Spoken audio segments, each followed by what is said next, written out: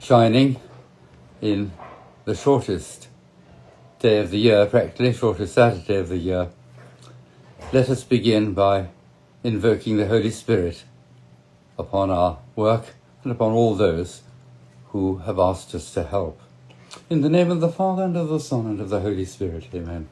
Come, O Holy Spirit, fill the hearts of your faithful, and kindle in them the fire of your love. Send forth your Spirit, and our hearts shall be created. You will renew the face of the earth.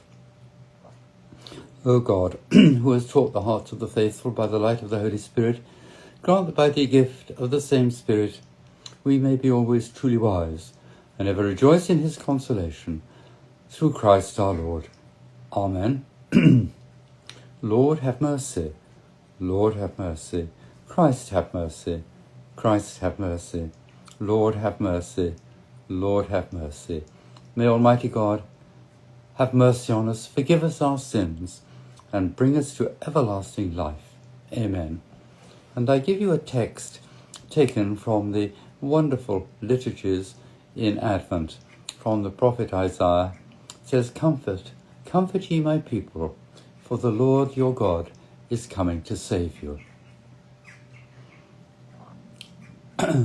I have been asked to speak to you and to pray with you for a rather common phenomenon at the moment, which seems to affect everybody, but actually especially it seems to be believers, persons of prayer, and active Christians.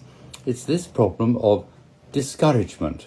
And it is a sort of almost habitual feeling, as if a cloud has settled upon us, of general failure, despondency, sense of guilt on our part, a sense of feeling helpless, a sense of feeling that somehow or other we're no good and can't do much good. What happens is this, and we must face it, otherwise we cannot really ask the Lord to heal us properly. What happens, of course, is that the evil one sneaks up behind us and says in our heart, because alas, he can know something about our heart, not much, but enough to say, well, basically you're not a very important person, and you're a sinner besides, and the Lord's not likely to hear your prayers. I mean, there are many occasions in the past when he didn't hear, and there's no reason to think he's going to be listening to you today. So basically your prayer is a waste of time, and besides, you're so faithless anyway that your prayers are useless. And so we get a feeling of helplessness and guilt. Basically, we're a failure, and it's all our fault. Now this is also, of course, an obvious lie. The master of lies is skilled in telling falsehoods in a plausible way, so that we can end up feeling that we really are not much good, failures, weak, and basically beyond the scope of God's loving plan and encouragement. This is a colossal falsehood, a lie that is most plausible, most, as it were, attractive, because sometimes we feel a sort of gloomy satisfaction, again coming from the devil, that basically the whole thing is a bit of a waste of time, and we can just put our feet up and wait for the disaster that is so obviously on its way. This is a lie we have to resist firmly and recognize it as such.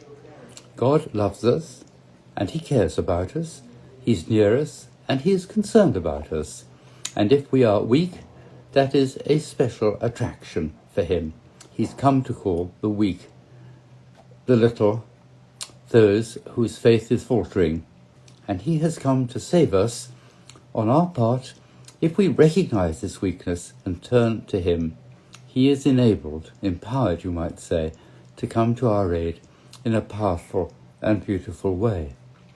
So recognize discouragement as not God's will for us at all, and indeed damaging for us as well, because it may lead us to feel that life is basically a bit of a waste of time, and not much hope is extended to us that things are going to get better.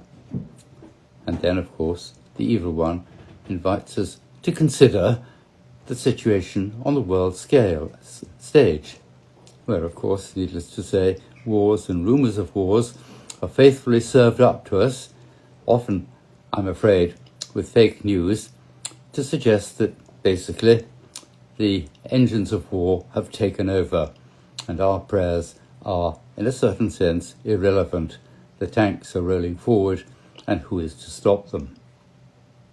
As a consequence, you and I must meet that head on, for God is the Lord of history, and our prayers are vital, important, you might say especially significant today.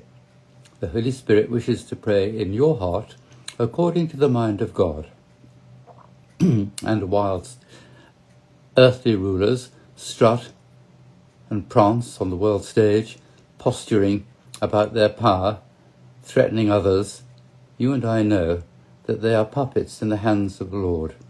When they have served their purpose, he moves them aside as his work goes forward. So be encouraged, and be someone who encourages others. The Lord is with you. He cares about you. He knows about you. Are you a sinner? Well, he came for sinners. Turn to him with your heart. Are you someone who doesn't pray very often? The Holy Spirit will help you to pray now. Are you the sort of person whose faith has failed frequently and even now is wavering with the chill winds of materialism and secularism around? Well, the Holy Spirit comes to strengthen our faith. Our angels come to protect us. So be a person who banishes firmly discouragement and despondency. It is said that the new ailment in England and in northern European countries certainly is a sort of depression that's not connected with anything specific, but is just a general depression, habitual, which fastens upon us now, sometimes in our teens, and stays with us as long as possible. It must be given notice to quit instantly, an unwelcome guest that has no place in our heart. Now, when we are called to encourage others, it's obviously not possible for us to say, well, your problems are over and the solution is at hand, because, to be frank, problems that assail us are sometimes with us over a prolonged period. It is the Lord's will that we should share in his saving work and in his redeeming passion. What we pray for, of course, for all of us at this time, is the strength to bear up and to share in that great and beautiful work. Strictly speaking, it's God's work with us and in us. Do not think that you are working alone. Too many people, of course many people actually live alone at the moment, too many people think they are simply isolated, solitary, facing the world as best they can on their own. They even at times try and turn it into a virtue. I'm on my own. I don't need anybody else to tell me what to do. I can get on perfectly well, thank you, Father Michael, without your interfering.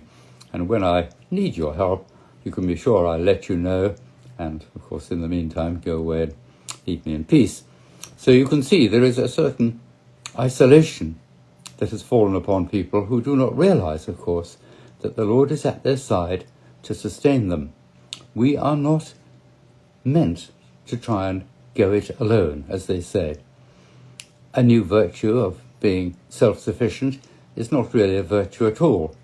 And in due course, those who proclaim that they need nobody else have to admit that, strictly speaking, what they've known all along, of course, is true, is that the Lord, whose presence they don't always realize and have sometimes rejected, is there to help us, because we're not meant to attempt the impossible.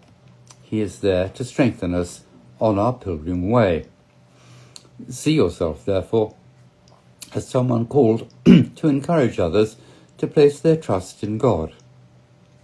Of course, we can say that trust as a feeling is very hard to deal with most of the time, people feel very shaky about things.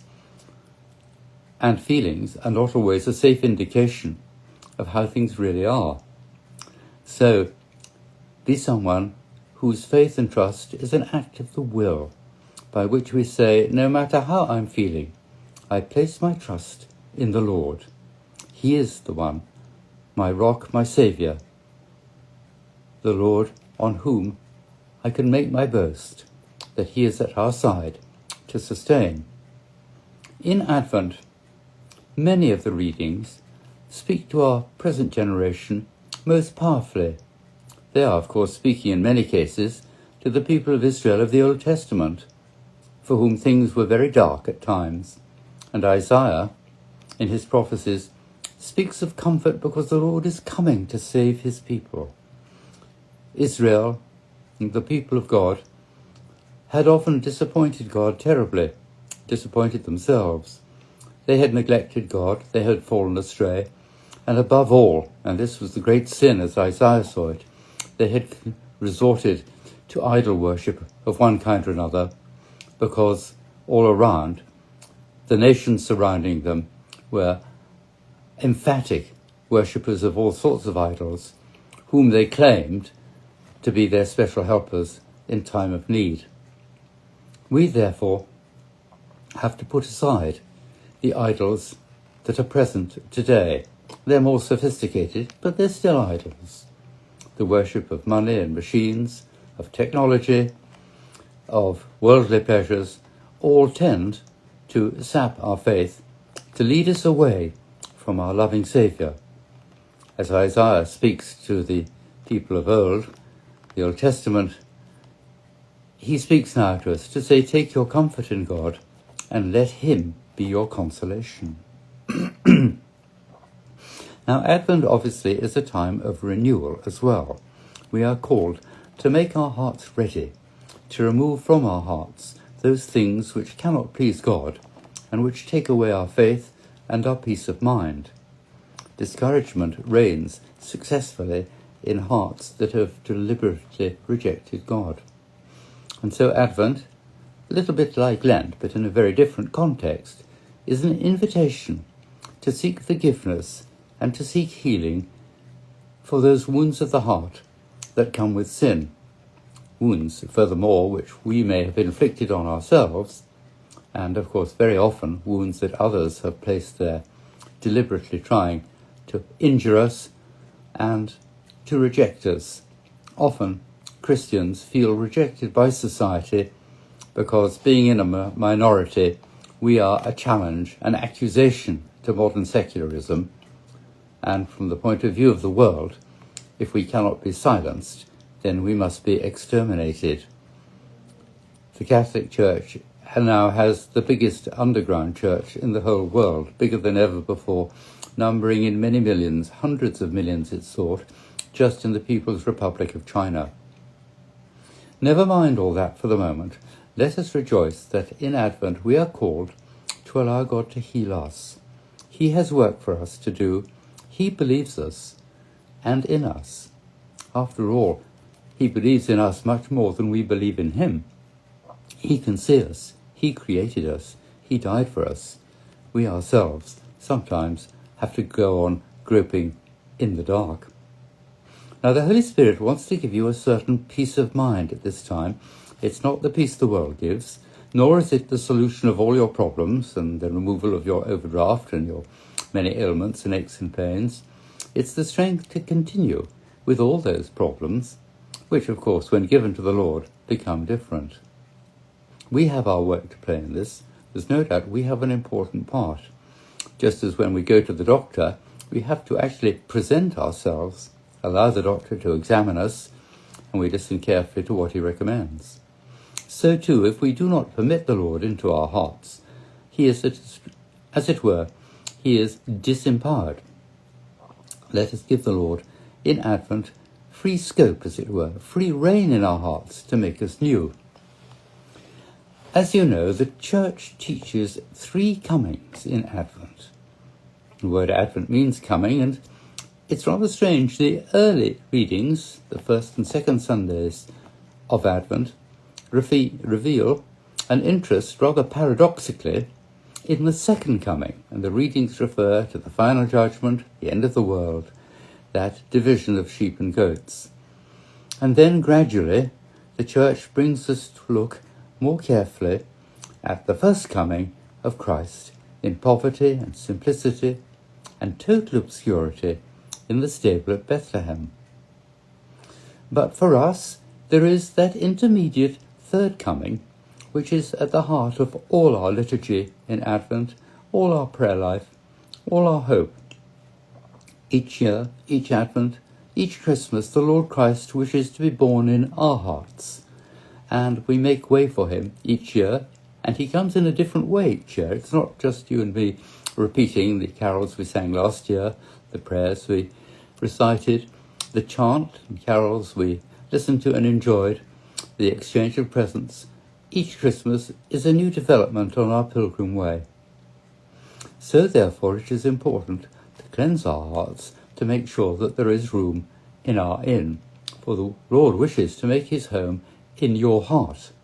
His presence has a transforming effect. Now it is possible, alas, to make it difficult for the Lord to find room if our particular inn, if our heart is overcrowded, filled with cares of this world, how to spend the money, where to get some more of it, what to buy, and so forth, living for this world alone, then, in one special sense, it is hard for the Lord Christ to find his way in. We have to ask him to help us to remove the debris, and sometimes things we hold on to, clinging on to, as it were, things which we're fond of. It may be an addiction, a fixation. It may be a habit of mind. It may be a refusal, of course, to forgive, or indeed to seek forgiveness. All these encourage us to make an act of sorrow at this time. The penance services, the confessions, these are all part of our preparation for the coming of Christ. For our heart sometimes is wounded not just by physical ailments, but by sin as well. Sin,